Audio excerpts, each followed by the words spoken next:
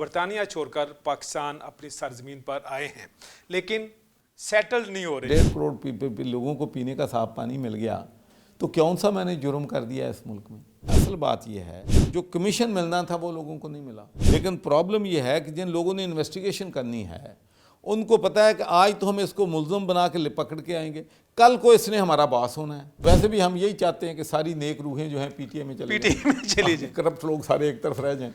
اچھا نواز شریف آپ کیا سمجھتے ہیں وہ کرپٹ ہے؟ توشہ خانہ دیکھ لیں، آپ کمپیریزن کر لیں، کوئی فارمولا بتائیں کیسے بس ٹیمپریچر میں یہی کم کہتا ہوگا؟ ہوں کہ جی ٹمپریچر کم کرنے کا کوئی طریقہ ہے کہ خان صاحب اپنی ضد چھوڑیں، پی ڈی ایم والے اپنی ضد چھوڑیں، راؤنڈ دا ٹیبل کانفرنس ہو، اس میں بیٹھیں، الیکشن ہم نے ایک دن کروانے ہیں اور ڈیٹ ایگری کر دیں۔ السلام علیکم ناظرین آج نیو ڈیجیٹل کے مہمان ہیں چودھری محمد سرور، سابق گورنر پنجاب ہیں۔ برطانیہ کی سیاست سے پاکستان کی سیاست تک یہ کسی تعارف کے محتاج نہیں ہیں، بہت سادے مزاج کے ہیں، مڈل کلاس ہیں، محنت اور محنت پر یقین رکھتے ہیں اور سوشل ورکر بھی ہیں، عوام کے لیے درد رکھتے ہیں، اسی لیے برطانیہ چھوڑ کر پاکستان اپنی سرزمین پر آئے ہیں لیکن سیٹلڈ نہیں ہو رہے۔ ان سے پوچھتے ہیں۔ جو صاحب بہت شکریہ آپ کا۔ مہربانی جی۔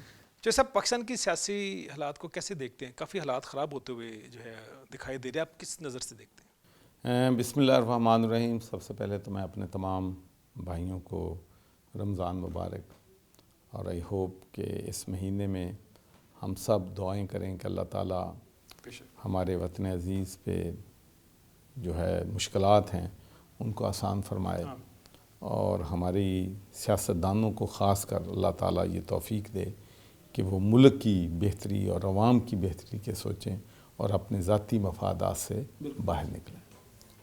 دیکھیں پاکستان میں سب سے بڑی بدقسمتی یہ ہے کہ ہم ہر شخص دوسرے کو چور کہہ رہے ہیں، ہر شخص جو خود وہ کام کر رہا ہے دوسرے پر الزام لگا رہا ہے۔ اس ملک میں کوئی اکاؤنٹیبلٹی نہیں، رول آف لا نہیں، طاقتور جو ہے وہ پکڑا نہیں جا سکتا، اور سارے مسائل جو آج جتنی بھی آپ کو پاکستان میں بے امنی نظر آ رہی ہے، اس میں آپ کو لڑائی نظر آ رہی ہے، نفرت آ رہی ہے، گالی گلوچ آ رہی ہے، یہ ساری سیاستدانوں کی پیدا کرتا ہے۔ اور میں جنولی اور پیشنٹلی بلیو کرتا ہوں کہ انہاں کول ہور سودا ویچن لی ہے ہی کوئی نہیں۔ تمام سیاستدانوں کے بعد اگر انہاں کول ہور سودا ویچن لی ہوئے تو پھر یہ گل کرن کہ اسی ملک دے وچ اقتدار میں رہے ہیں۔ یہ پی ڈی ایم کی جماعتیں پہلی دفعہ تو نہیں اقتدار میں آئی، یہ پہلے بھی اقتدار میں رہی ہیں۔ یہ بتائیں کہ ہم جب اقتدار میں تھے ہم نے یہ ڈیلیور کیا لوگوں، پھر 3.5 سال بہت عرصہ ہوتا ہے، کوئی تھوڑا ٹائم نہیں ہوتا۔ جن قوموں نے بدلنا ہے، جن قوموں کو لیڈر مل جاتے ہیں، وہ 6 مہینوں میں قسمت بدل دیتے ہیں ملک کی اور قوم کی۔ 3.5 سال حکومت میں آئے ہیں۔ لیکن کوئی مجھے بتا دیں کہ پولیس ریفارمز ہوئی ہوں، لوکل گورنمنٹس الیکشن ہوئی ہوں، لوکل گورنمنٹس کے الیکشن ہوئے ہیں، ہیلتھ میں بہتری آئی ہو، ایجوکیشن میں بہتری آئی ہو، انفراسٹرکچر بہتر ہوا ہو۔ 2,500 ارب روپے کا بجٹ تھا پنجاب کا پچھلے 5 سالوں کو۔ پورے پنجاب میں آپ نکل جائیں، سڑکیں ٹوٹی پھوٹی پڑی ہیں، سیوریج سسٹم تباہ ہے، کون سی یونیورسٹیز بنی ہیں، کون سے کالجز بنے ہیں، کیا ہوا ہے، کون سے آپ بریجز گورنر تھے، تو آپ چیف یہ منسٹر کو گائیڈ لائن دیتے، چیف گائیڈ منسٹر لائن تو وسیم اکرم پلس تھا تو جی، پھر پلس۔ اسی لیے وسیم اکرم پلس کی وجہ سے آج بھگت رہے ہیں ساری قوم۔ تو ایک بات، دوسری بات جو ہے 2013 سے میں ہوں پاکستان میں سیاست میں، 2014 سے سیاست ایجیٹیشن کی شروع ہوئی ہے، 10 سال ہو گئے تھمنے کا نام لیتے۔ مجھے یہ بتائیں کہ جس ملک میں ہر وقت سیاسی عدم استحکام ہو، لوگ سڑکوں پہ ہوں، جب پی ٹی آئی ہے تو جو ہے اپوزیشن جماعتیں سڑکوں پہ ہوں، اب پی ڈی ایم ہے تو پی ٹی آئی سڑکوں پہ ہو، جس ملک میں عدم استحکام ہو، وہ کون شخص ہے جو اس ملک میں آ کے انویسٹ کرے گا؟ اوورسیز پاکستانی جن کا یہ ملک ہے وہ انویسٹ کرنے کے لیے تیار نہیں۔ یہاں یہ نہیں پتا کہ ڈالر میں جنہوں نے 105 روپے ڈالر لے کے آئے تھے آج 300 روپے کا ہو گیا ہے، ان کی دولت تو 1/3 ویسے ہی کم ہوگی۔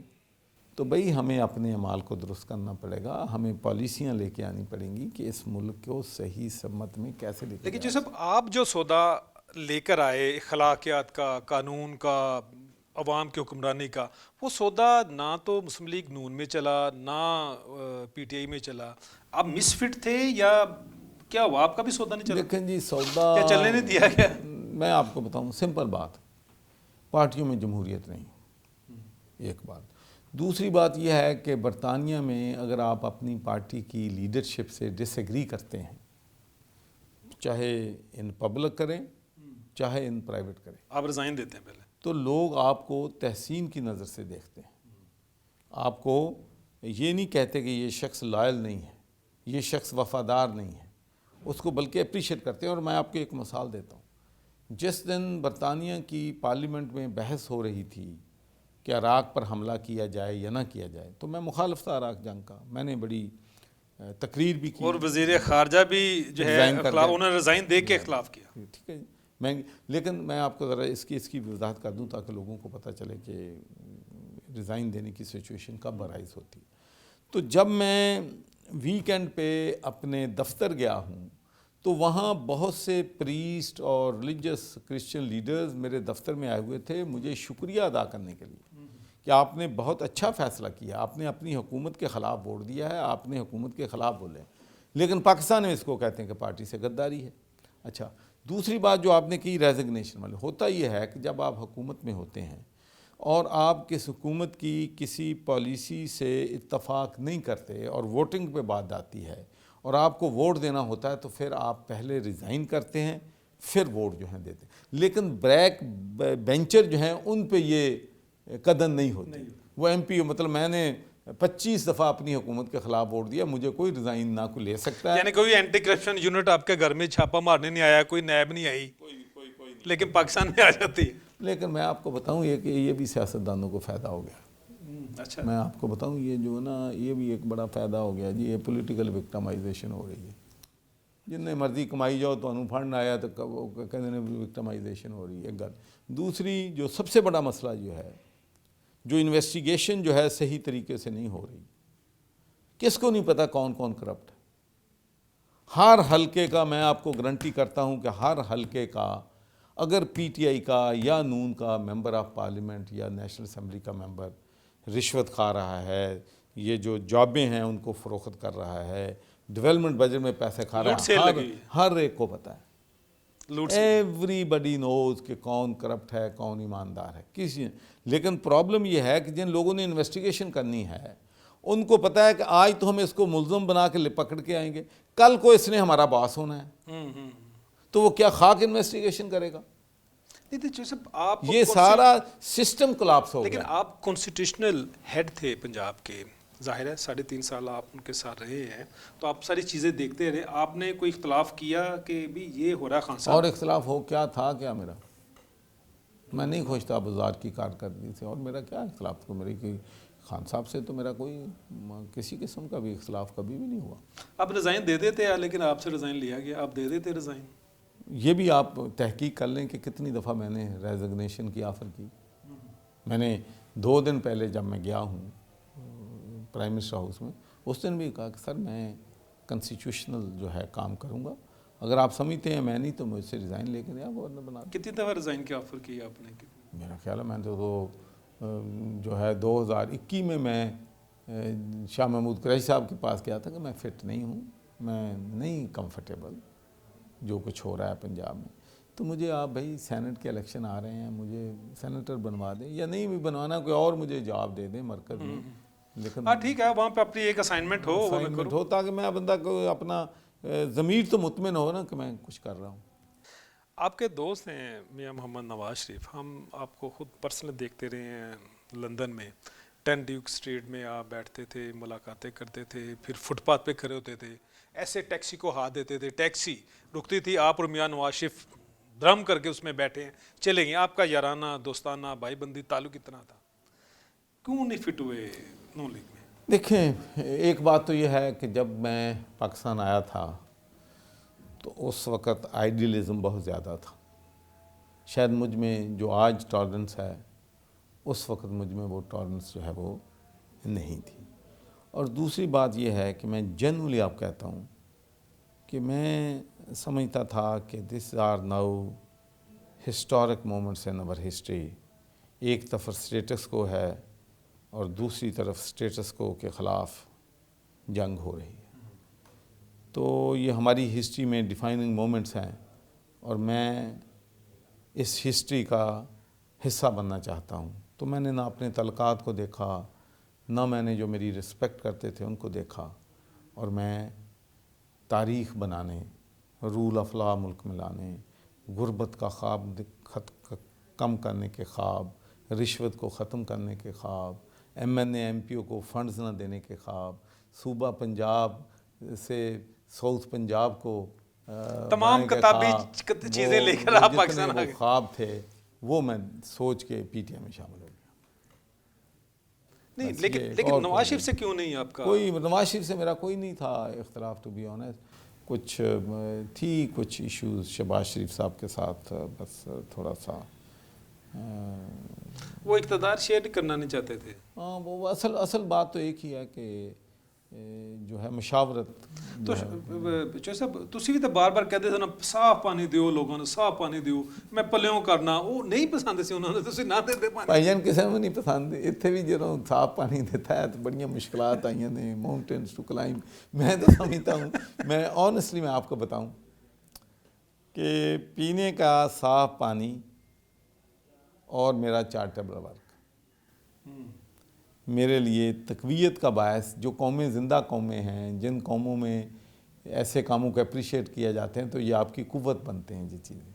لیکن یہ میری بدقسمتی سے لوگوں نے ان کو میری کمزوری بنا دیا. کوئی اور میرے خلاف بات بنتی نہیں تھی تو کہتے تھے جی گورنر کا کیا کام ہے پانی دینا. بھائی گورنر کا کام اگر آپ برطانیہ میں چلے جائیں، دنیا میں چلے جائیں، جو کنسٹیٹیوشنل ہیڈ ہوتا ہے اس کا کام ہی چارٹیبل ہوتا ہے. وہ تو فلاحی کام کرتا ہے، ان کو ہیڈ کرتا ہے، پانی دیتا ہے. بھی اگر میرے کام کرنے سے 1.5 کروڑ لوگوں کو پینے کا صاف پانی مل گیا تو کون سا میں نے جرم کر دیا اس ملک میں.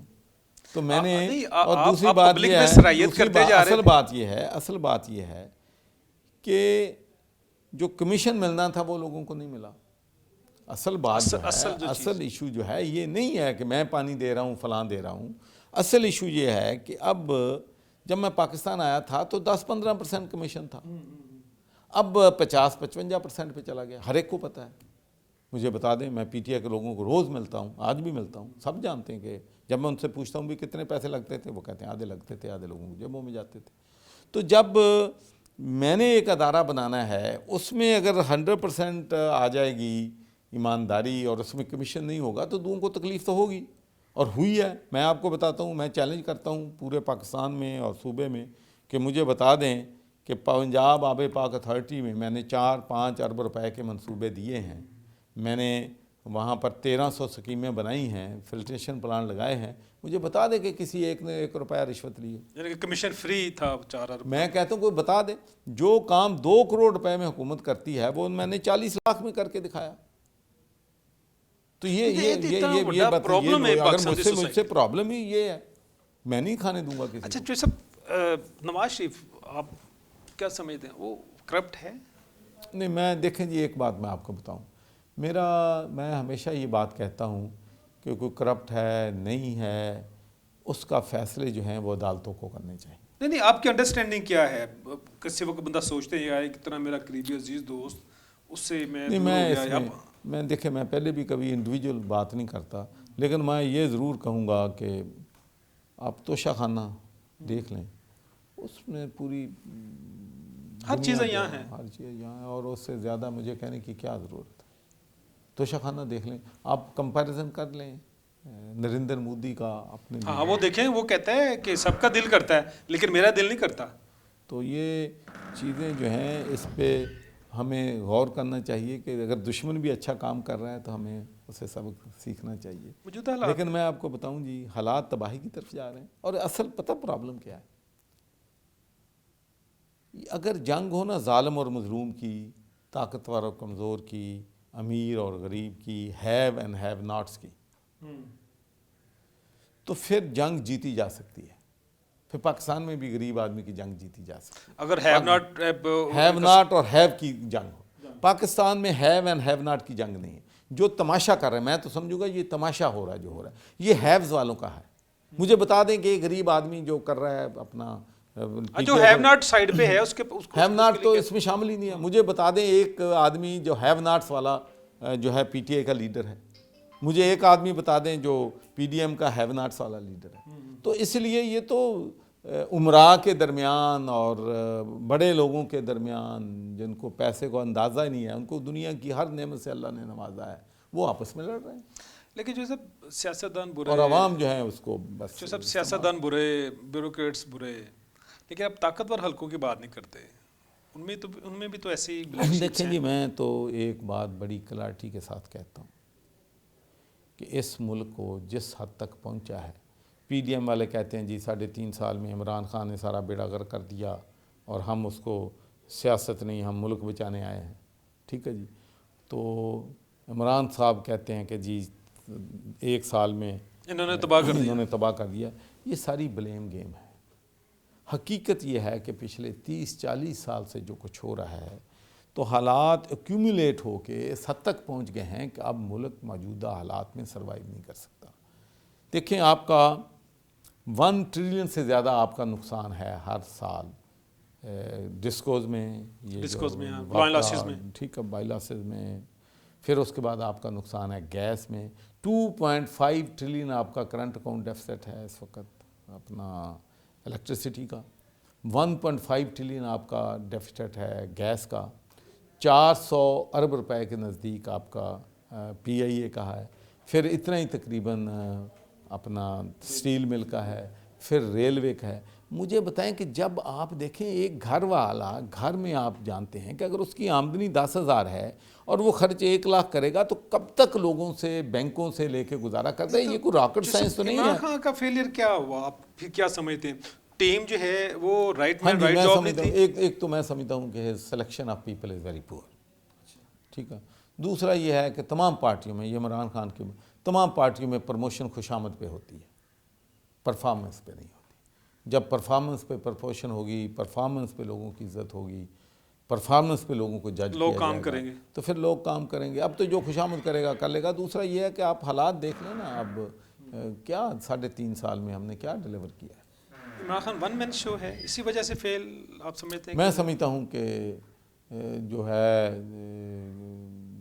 نون میں چلو 5-7-10 لوگ ہیں فیملی کے, یہ وہ ادھر اپنے زرداری صاحب بھی 3-4-5 لوگوں کے ساتھ ہیں, لیکن عمران صاحب اکیلے فیصلے کرتے ہیں. 1 مین آرمی ہیں پھر جی. اور کہ پوری پارٹی جو ہے پارٹی دیکھیں جی, اس لیے ہیں کہ لوگ ووٹ تو عمران کو دیتے ہیں. تو پاکستان میں جو جماعتیں ہیں ان کو کیوں نہیں مضبوط کیا جاتا؟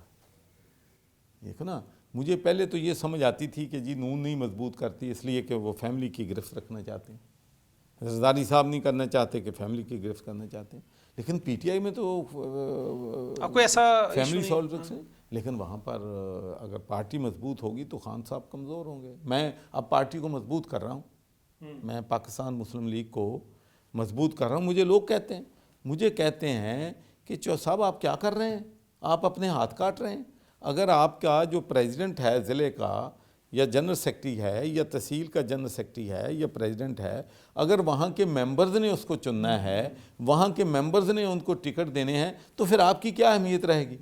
مجھے کہتے ہیں لوگ یہ آپ غلط کر رہے ہیں, لیکن میں نے ثابت کرنا ہے کہ نہیں, یہی جمہوریت ہے. لیکن جیسے پاکستان مسلم لیگ دے ویچ نہ ہو تو پانی والا کام ہے جے پانا, ورنہ پھر مس فٹ ہو جاؤ.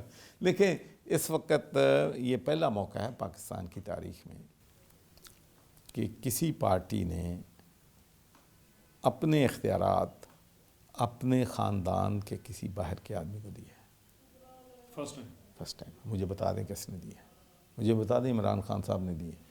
مجھے بتا دیں ان کو بھی عقل کافی دیر بعد آئی ہے. ٹھیک ہے جی. انہوں نے چوری شجاعت صاحب کو میں یہ کریڈٹ دیتا ہوں کہ وہ اپنے بیٹے کو چیف آرگنائزر بنا سکتے تھے اور پنجاب کا صدر بھی بنا سکتے تھے, لیکن انہوں نے فیصلہ کیا کہ نہیں, اگر چوری سرور صاحب آ جائیں تو میں ان کو, اور ان کی اتنی شفقت ہے کہ فل پاور انہوں نے مجھے دے دی.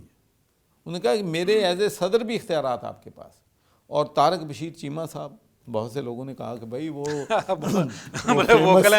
فیمس نہیں، وہ فیمس کوٹ جو ہے پرویز الہی صاحب گورنر نو سامبو، تو انہوں نے بھی کہا کہ نہیں آپ جو ہے چیمہ صاحب نے بھی ووٹ آپ کے حق میں ہمیں دیا، اور ان کی اتنی مہربانی تھی، انہوں نے کہا جی میں اپنی سیٹ آپ کے لیے خالی کرنے کے تیار ہوں۔ تو اس جذبے کے ساتھ میں آیا ہوں۔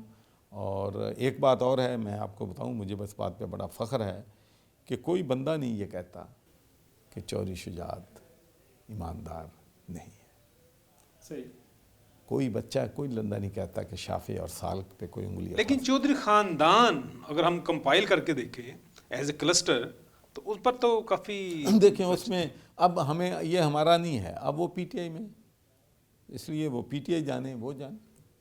تو ویسے بھی ہم یہی چاہتے ہیں کہ ساری نیک روحیں جو ہیں پی ٹی آئی میں چلی جائیں، کرپٹ لوگ سارے ایک طرف رہ جائیں۔ اچھا یہ ایک نیا جملہ دے دیا میں نے، نیک روحیں جو ہے ساری پی ٹی آئی میں چلی جائیں۔ نہیں وہاں پہ تو دیکھیں پیر شیر بھی ہیں، پیرنی بھی ہیں۔ اچھا جو مجھے اچھا ٹھیک ہوگا، ٹھیک ہے، وہ بہت پرسنل، اس کی ضرورت ہے، ہمیں جانا بھی نہیں۔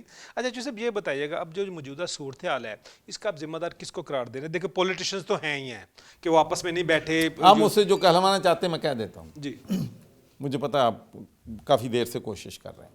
دیکھیں آج اس صورتحال سے ہم دو چار ہیں، اس میں ہر ایک نے حصہ ڈالا ہے، اس میں سیاستدان اکیلے نہیں ہیں، اس میں جوڈیشری بھی شامل ہے، اس میں اسٹیبلشمنٹ بھی شامل ہے۔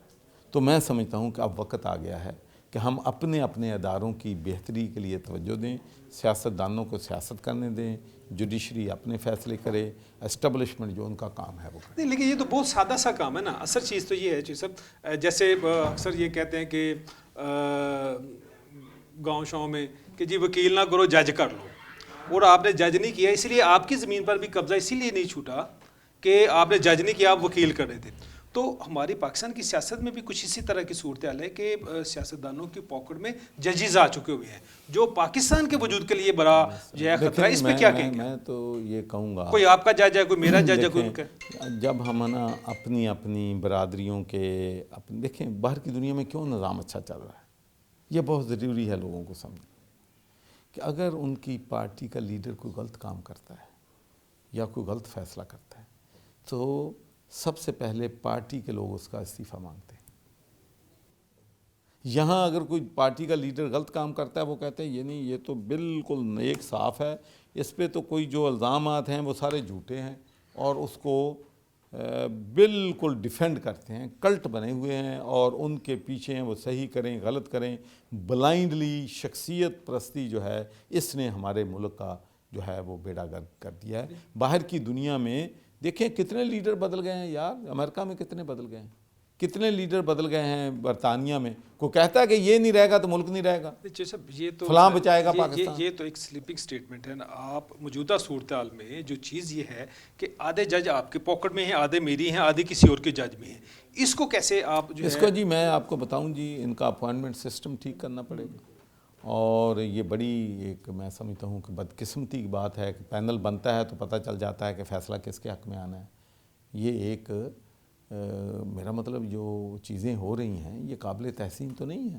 دیکھیں نا کبھی سنا تھا کہ ججز سپریم کورٹ کے بھی تقسیم ہوں، لیکن میرٹ آتا چیزیں۔ میں آپ کو ایک مثال دیتا ہوں، جب میں نے چانسلر بنانا اس دفعہ تو یونیورسٹیوں میں برادری کی بنیاد پہ لڑائیاں ہو رہی تھیں پروفیسرز کے درمیان، لیکچرز کے درمیان، لیکن جب میں آیا میرٹ انٹروڈیوس کر دیا، جب یونیورسٹی کے وائس چانسلر میرٹ پہ لگ گئے، اس کے بعد پھر انہوں نے کنٹرولر ایگزامینیشن یا جو ٹریئر اور دوسرے پروفیسر یا ریکروٹمنٹ کے لیے میں نے میرٹ ڈیزائن کر دیا۔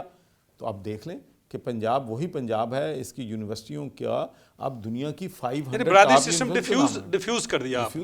نہیں برادری جب میرٹ آتا ہے تو ہر سسٹم ڈیفیوز ہو جاتا ہے، یہی پرابلم ہے۔ میرٹ نہیں ہے، کچھ جو جج نون نے لگائے ہیں وہ ان کو فیور کرتے ہیں، جو جج پیپلز پارٹی کے، یہ تو عام بات ہے کہ یہ پیپلز پارٹی کے جج ہیں، یہ نون کے جج ہیں، یہ فلاں کے جج ہیں۔ اچھا جو سب لاسٹ کویسچن، مجھے کنٹیمپٹ نہ لگا دینا مجھ پہ۔ نہیں کنٹیمپٹ نہیں لگتی، آپ دیکھیں آپ نے کون سا کنٹیمپٹ تب آپ پر لگے گی سیاسی طور پر جب آپ پانی دیں گے لوگوں کو صاف، فلٹر لگائیں گے تب لگے گی، لیکن سیاسی باتوں پہ نہیں لگے گی۔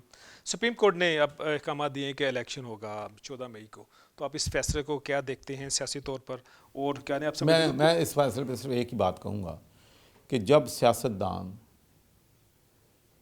जुडिशरी से सियासत के फैसले करवाएंगे तो वो मुल्क की जो रहती हुई तबाही है वो भी हो जाएगी। जजेस आइन की इंटरप्रिटेशन कर सकते हैं और ये कानून और आइन की बात हमें बता सकते हैं, लेकिन वो सियासत नहीं समझते।